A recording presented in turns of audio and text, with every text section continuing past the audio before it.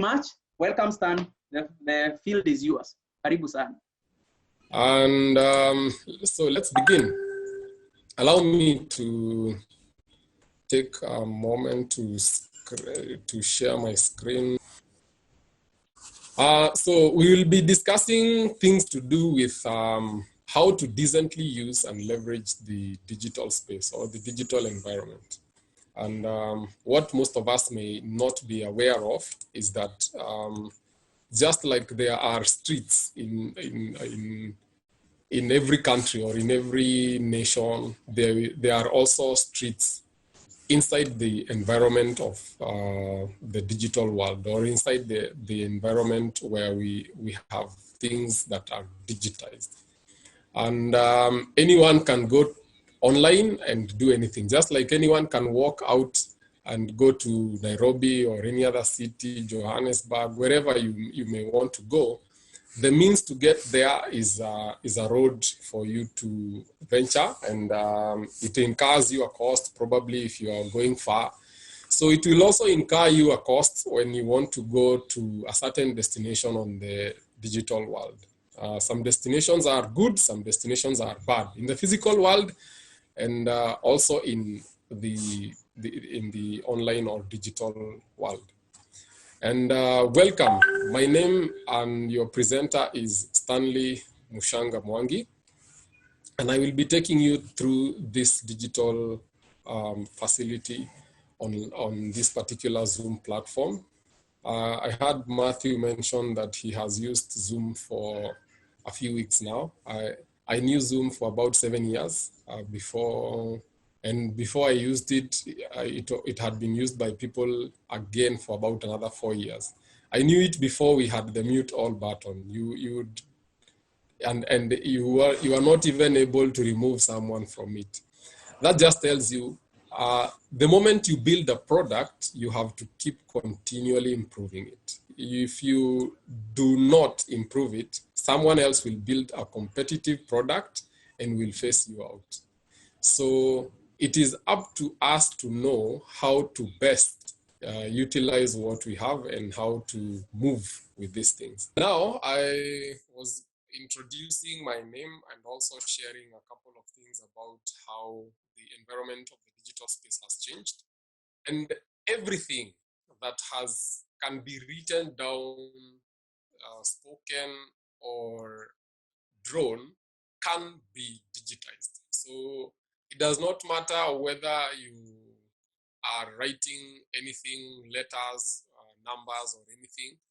If you're an accountant, if you are a guy who draws, there are applications and, or software that can probably face you out if you don't if you don't decide to go the way of using them to leverage your powers, then consider yourself now almost going out. And so today I want us to look from this next slide what has already been digitized for now. And some of the things that have already been digitized are education, food and agriculture, advertising and e-marketing, healthcare, communication, traveling, and transport and travel. There is also trade and e-commerce or commerce. Then there is the last one here, banking and finance. And I want us to look for now at a couple of things, or each of these particular facilities, what has been done in food and agriculture, and what has been done in advertising and e-marketing. And I like my sessions a little more engaging, so I will request that someone will probably unmute themselves and maybe say something. And I will begin by something like transport and trade, transport and travel and transport. And let me ask you a question. Do you think, please someone unmute yourself and mention about 2 or 3 things that have been digitized or They were there before manually, or they were done manually in the travel and transport sector, but now they are being done digitally. A minute, please. Someone Just to a taxi. Pardon? Taxi? You can book a taxi online. Yes, you can book a taxi online. You can That is also, one. you can also book a ticket, eh? Yes. A ticket online. Yeah. Right. Yeah. Those are two. Someone else? You are able to establish the route which you will follow. You can get a shorter route. You can get which route has traffic. Yes. Let's deal with those. Those are very, very important. One, we have the digitization of routes. Google has mapped geospatially the entire world. They have very big cameras that take images that are too large, that cover the world. You could be given one file of one photo of an image from Google that has more than 1 terabyte. It is one file. Ile unaona picha ya ile unapiga picha moja unaona iko na 2 MBs. That one is more than 1 terabyte because it is an image you can zoom and zoom and zoom and zoom until you will see the smallest detail that is in that particular image. That tells you that when they are geospatially mapping that, they are with Google, transport has changed. You are aware that now you can know your easiest route to a destination faster and quicker, more than you can determine it yourself. Wewe unaamka asubuhi unafikiria nipitie Muthaiga ama Kiambu Road if you're on Thika Road. Or where do I go through ama nitapitia njia gani? Google already knows. Even it tells you your arrival time or your estimated time of arrival, your ETA. It also tells you where or which portions you will find so much traffic by indicating either red or orange. It is also further accurate to a point where it will give you details like speed by the speed you're traveling. If you ever, for those of you who haven't tried it, personally being in IT and having to drive here and there sometimes, I also have used Google Maps, or we use Google Maps a lot, and it tells us the speed we are traveling at. Initially, you will not be able to know that. Initially, it is only a police officer who will tell you every other time. They don't tell you by what speed you're traveling, but they will stop to tell you. They'll stop you to tell you that you are traveling above the speed limit, which probably is not even set. So Google has revolutionized how we deal with transport and travel. There are also companies that have digitized, as one person mentioned, ticketing, and they are phasing out. I saw an article, or I was reading an article the other day, that one of the jobs that will be soon phased out in less than a decade, and I would believe that one is the ticketing agents or the travel agents. Because now people are booking tickets online. Already we have SGR in Kenya that has revolutionized or taken advantage of the digital space. And these are applications people just develop. These are things that someone comes up, sits down and comes up with an idea and decides that this idea, I will use it and I will have it deployed in this company and it will save people millions. The SGR has about 11 coaches. And all coaches will carry about 100, either 108 or so. Forgive my handwriting. I'm using my mouse. So they will have about 108. And those 108 will be, if someone will do the math, you will find that they are making to eliminate our tunane for each coach. To say in a beba what 100 times 11, and each of them is paying 1,000. That is one way.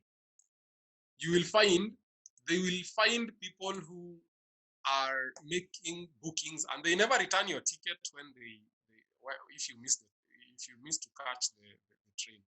So it means someone came up with a system. Unajua ukichelewa kama ni kwa booking agent, ukichelewa wewe umechelewa, atakwambia umechelewa, so you will not have your travel that day. So you will still retain your money, but for this one imekutoa kwa mpango. Wewe ukihata train, you are done. So consider that this particular part has been now digitized. How many more, and it is just a traveling agent, how many more that can be digitized? The travel agents were just writing your detail, which you enter now digitally online. So if you can do that at the comfort of your home, because we book tickets from the comfort of our homes via phones, and we interact with the SGR system wherever you are, and you book your ticket from point A to B the way you want. So this one is one sector where things have been digitized, and you can see for yourself that besides employing the coder for that particular software, it has also made it possible for the people who also sell computers for you to code, or the people who maintain your computers if you are a company that now decides to do all that. And with time, most companies will go that way. Uber is in this field as well. You only need an app. You incur data, which sometimes if someone has Zenda or any file share application in your phone, they'll just send it to you. You have it. The only data you will incur is probably to update it. Let's go now to trade and e-commerce. Trade and e-commerce is another sector or another field where things have been digitized. Not to say much, but Jeff Bezos, the founder of Amazon, is here. The same thing with Jack Ma's Alibaba. The same thing with companies like eBay, companies like Walmart, and all these other companies that have decided to digitize. Today, at the comfort of your home, you can order your pizza or KFC through Jumia. I'm not sure how many people know that. And they charge you a small fee. There is Jumia food. So now you see the digital environment has linked Jumia food, has linked food with trade and e-commerce, and it also has employed someone else in the one who is bringing you this food. Just because there is IT, all these three people or all these three fields are interconnected to deliver you a service. While you would have gone to buy that food, you would still have traveled, and probably you would have gone to do trade because you're going to buy a product. But it is business for that person. So it saves you a lot of time leveraging on this or technology for you to be at the comfort of your home and just have things done. You make a call or you just go online, order, and do stuff. Marketing and advertising. Who here may tell us how marketing advertising has been affected? If someone of us here may know something we call Glasshouse PR. Glasshouse PR is a company, is an online company for someone, a lady. She's actually Kenyan. She just started this company when she got fired, and she only had data in her phone about a few MBs, and she was thinking, sasa nitarudi Geshagi nikafanye nini na. She was thinking, now I'm only investing this 5,000 I have to buy data. I wish you had her story, but there's this company named Glasshouse PR. It's a PR company that was taken online. Most PR companies will just be the face of a company, but now she decides to outsource that to other companies so that they hire her, and she's making some. That is just an example of what things can, what amount of things can be done using technology. most of us wonder where we can start. And I know somewhere, somehow, someone knows about this particular factor.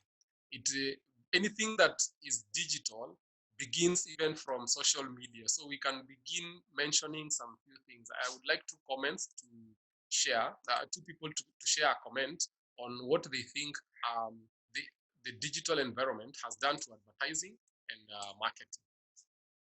A minute, please.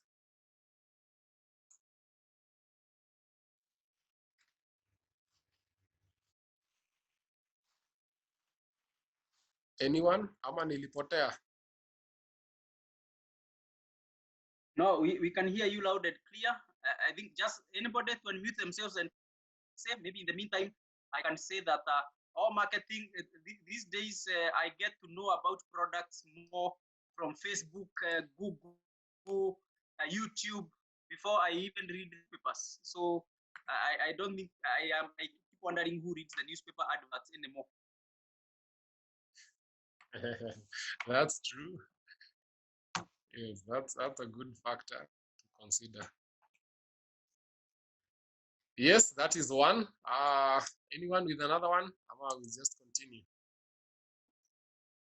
So let's look at now healthcare and what healthcare will basically bring aboard.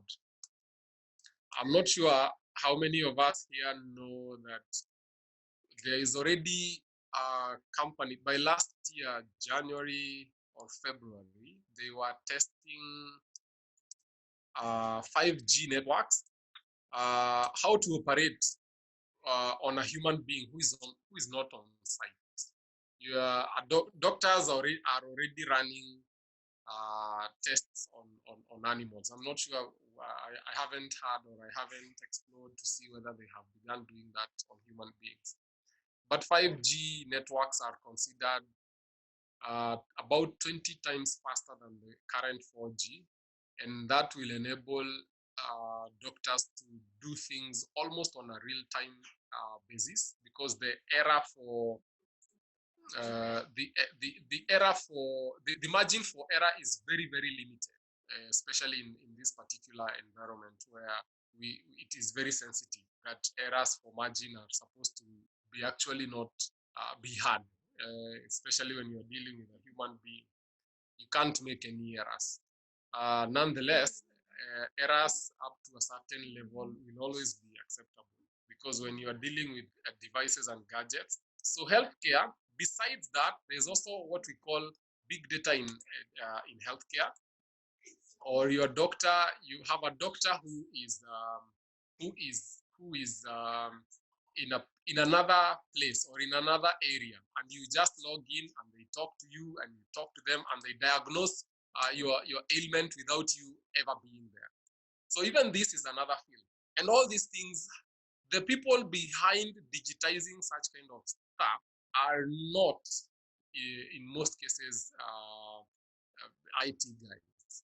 They are just people who love IT, or people who, they are not doctors. They are just people who love IT, that the doctors come and tell, we have this idea, we have this thing, we would like digitized. What do you think we can do?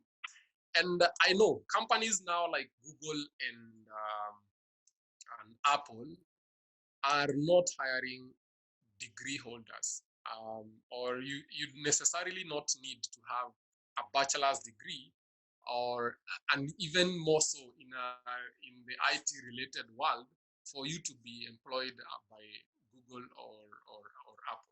They want you to have your own competence, and that will bring us to another field, as you will see here, because education right now is highly revolutionized and things are changing pretty quickly, that people who don't keep up just easily get left out, and before they notice that they would have had a learning curve to engage in, time is far away spent, and they have a harder time catching up than others.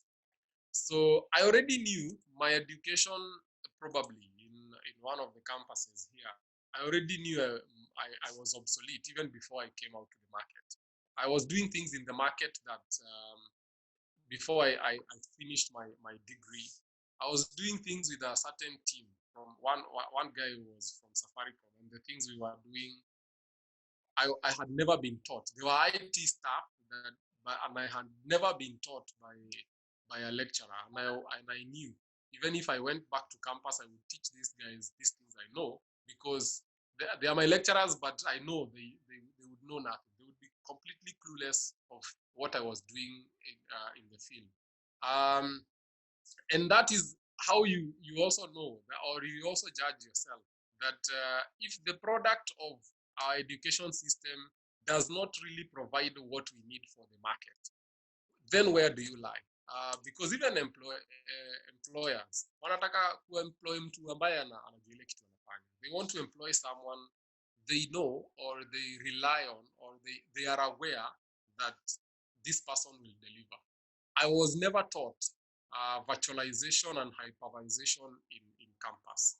And the reason I'm mentioning that is because I know some of my participants are, or some of our participants are some people we went to school with. And they can attest to that. We never were taught hypervisation or virtualization in campus, which is what I was doing in the field or in the market. Yet I would teach the lecturer stuff to do with hypervisation and system administration. The version of coding I was taught in the version of the software I was taught to code by in campus was also very obsolete. They had stopped using it in the UK 9 years before we were being taught in campus, and I was thinking that is some great injustice. However, not to complain, there are also other platforms that help other people or help us as human beings just online to leverage on things that we are not taught in campus. And that's why we will, in this education sector, we look at some of those things. In the communication sector, we have things like Zoom, and myself being a techno-educationist or a tech educationist, I also know things like Teams, Google Classroom, and the likes of these particular things that help people to teach online. Other facilities like Moodle, and how people communicate. I've told you, or I've mentioned at the start of this meeting, that the first time I used Zoom, it didn't have a mute all button. Now it does. It didn't have a share button. Now it does. You are not able to see people. Right now, you are able to lock people to not come into the meeting by holding them up in some place we call a waiting room or a lobby. Now it does have that. Things keep improving every now and then. And I'm saying this to mention that even those of us who get inspired to start something today, check out what your competitors are doing, because what they have over you or what they have over us, just one step ahead of us, is what now eventually with time faces us out. Because mwenye ule mama alianzisha kukatakatia watu sukuma, alikuwa labda tu anauza tu sukuma. Agundua I have so much time, na huyu mtu kulangi sukuma kwa sababu hajui kukatakata ama zinamconsume so much time. Siwache nikatakate. So that person now faced out the one who was selling. Now the one who sells akaanza mwenye anauza na anakatakata anafesiwa out na mwenye anakatakata haraka. So it is about how you improve your services and how you move from one level of your business stature to the next level and to the next one to the next. And how you move there, or how you climb up that ladder, it is a very I don't want to say a very delicate balance, because people move up the ladder, but you have to also study what you're getting yourself into. You don't just wake up one day and just decide sasa leo nitaanza kukatakata sukuma. Some of those things are out of experience or the ability of someone to actually even do. And that's why you find a business will last, or most businesses don't last in Kenya past the 5-year mark. And it is unfortunate that 5 years is like almost the lifespan for our businesses, where we have others that after the 5 years, They will tell you now they have very good products on their 10th year, and they will tell you the things they were struggling with at the 5-year mark are the same things that there were other people in the same 5-year mark were struggling with, only that they kept pushing on. And that is something that the campus will not teach you. The campus will not teach you stuff to do with taxation. And on taxation, I want to touch on a few things about banking and finance. We will have taxation taught to probably the people who just come into campus. It is only touched as a topic inside entrepreneurship, that or as a beginner course. And you know, by that time, not many people are thinking about how mtu anafikiria vile over time our education system is just to check out, or has always trained people to not depend on themselves, but to depend on the education they learn to find jobs, which is not bad. I am not faulting that. But how I wish it was better that even if you are being trained to find a job, because like for instance, if you are learning things to do with hypervisation and for me in my field, let me be biased a little. If I am learning stuff to do with hypervisation and virtualization, I would have to have money to buy a server so that I am able to do that. It is not always that you'll find people coming out of campus and they want to buy servers, especially when you don't even know what to do with that server.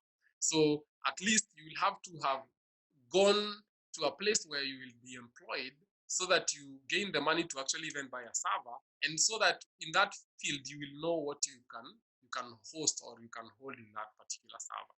So I'm just saying, I'm not faulting the education system completely, but I'm saying it has a few faults that we need to address, and those things cannot be addressed by the people in it already right now, because they will pretty be unable.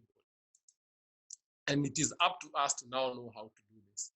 The banking and finance sector is where most things that we were taught in campus, they say, show me how you spend your money and how you spend your money and with whom, and I will show you the most important things in your life. So if a person shows you where their finance is, or how they spend it, or with whom they spend it, those are some of the greatest people to that particular person's life. And those are the people now you need to follow to know what that kind of what that person is, what kind of a person that particular human being is. In the banking sector, we have continually seen, and I have worked in a banking institution for a while, so I am aware of a few things about the financial institutions. Personally, I have not gone to bank in a bank physically or take money there for about 7 years, and we'll look at the pros and cons of that statement I just made later, because it also involves some proper and very careful way of looking at things, because you could easily be hacked, and it's not the will of anyone to be hacked. So the banking sector or the finance sector is another field that has been digitized. For those of us who may have interactions with loan facilities, they are developed by the structure is developed by a financial engineer, but how you finance or how you service the loan is an entirely digitized process. It is the machine that knows, or it is the machine that knows Stanley has a loan with us, amelipa 5,000, amebakisha 20. The next time I deposit something, amelipa this amount, amedeposit this. The next time I don't deposit and time is due and it has passed, the EO system will calculate automatically and fines me or tells me I need to either pay up a fine for that particular delay or sends me an alert. Initially, the people who used to deal with the finance sector walikuwa wanaweka vitabu, and especially in circles. They used to have small books. Unaenda unaandikiwa umedeposit the amount of money, and that's how now an organization by the name SASRA has been regulating SACCOs over time. SASTRA. I am not sure what SASTRA may completely stand for. I forgot about that. But just like banks are regulated by the CBK, SASTRA regulates SACCOs. And they tell them now, you can't have loans that go beyond this mark of your liquidity and stuff like that. The liquidity and those loan facilities are determined by a digitized system already. Now, let's go to food and agriculture. And I'll mention agriculture pretty quickly. In agriculture, there's something we are calling precision farming. In the US, there's something we are calling precision farming, where farmers are given fertilizer by the government. And they are told you should produce 50,000 or 5 million apples by this time of the year, next year. And the government knows, by the time they are supplying you with that fertilizer as a farmer, they know your farm is capable of doing that. You have invested in some technology, and I'll share a few links towards this. You have invested some technology to do that, to map your, these days, diseases of crops are not, it's not a person working in a 50,000 acre farm. It is a machine, a drone, a camera in a drone that is sent out and goes and maps or sends back images to the farmer on their phone. And it tells them that there is this disease in this, there could be this disease in this area.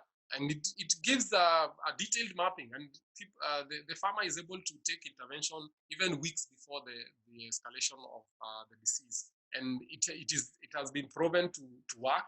That's how you find now companies in the US are told their systems in the farms, or their systems in the farms are organized in a way that the agriculture sector is funded by the government to feed their own people, and I wish we would get there ourselves to that particular level, because it's a nice level where the government, unlike here, it's a man-eat-man society, where the farmer is always complaining that the government is importing maize from outside, and the maize comes here, it is stolen. The people for whom it is intended never get it, and it is a chaotic thing. But in organized in entities like the US, Southern Europe, where farming is a thing that is managed by even some powerful government entities, it is something that IT is highly used. Milking of cows and determining whether sows and boars are ready for mating is determined by cameras. There are farms that have only cameras that determine whether an animal is sick.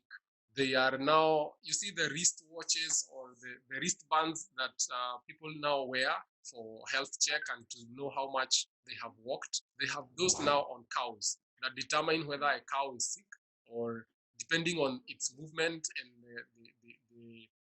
the amount of calories, quote unquote, it has burnt, they determine whether it is healthy or unhealthy, and a doctor is sent immediately to go and check it. So it minimizes, or IT or that information minimizes how the losses, or at least it cuts on the losses of the farmer, because if the farmer is able, kama ng'ombe ingekuwa sick to the point it dies, and it is able to and that particular thing is, someone is able to intervene before the cow dies, then you see it's an app for the farmer, which is a good thing, and that is helpful via technology. There are also foods these days. Last year I saw a guy who created the taste of coffee via chemicals. They have also created what we call plant-based meat, and they are selling them some place, I think I'm not sure whether it was Nigeria or some place, that plant-based meat, like now meat is grown like a plant, or they just grow a plant that will taste like meat, feel like meat, have the color of meat when it is raw and even when it cooks, and exactly the same way meat is. That same plant-based meat looks like the real meat, and people are having demand on them. Some people may say that is GMO and they don't need it. Well, GMO is a chemical, is just a modification of genetics. And everything we eat is a chemical. Some people who are saying I can't take that coffee the guy has made through chemicals. Yet even the coffee we just take is pure chemicals. If you break it down to what it is, if you are mixing it in water, you have H2O, which is water, and some of those things. Sugar is sucrose. Some are organic, some are not. So basically, it's us to know how to leverage some of these things. And I have discussed in this particular food and agriculture, which I had mentioned earlier, that to Matthew, they are the two things I would have wished to discuss. Sorry.